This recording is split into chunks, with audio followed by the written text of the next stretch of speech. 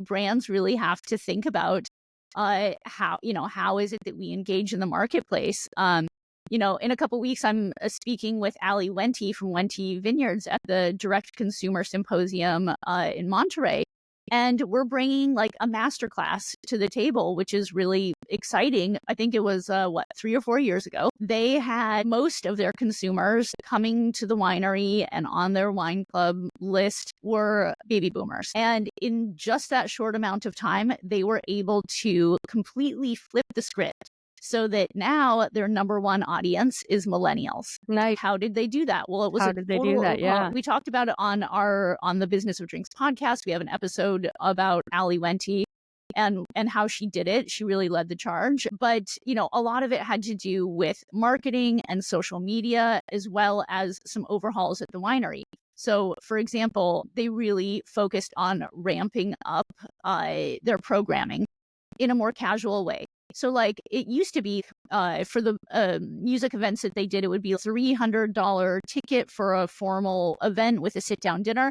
Now it's like a $50 ticket. Bring your picnic, come as you are, and they do all these events throughout most of the seasons. And then they also made a much more casual format for their tasting lounge. They completely switched up their social media.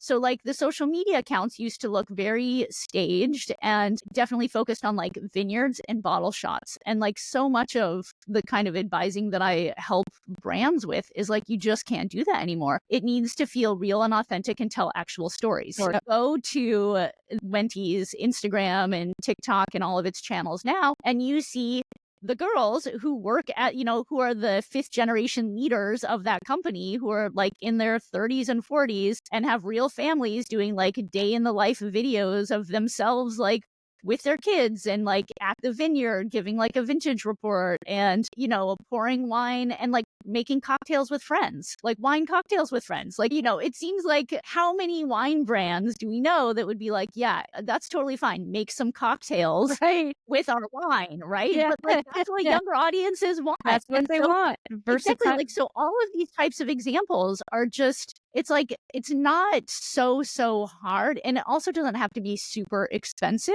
Yeah. It's just more of a shift in mindset and then in content strategy to get to a place where your social media channels, where your online marketing, where all of this feels like much more aligned with the interests and need states of younger consumers. Yeah. No, 100%. Yeah, that's really, really interesting.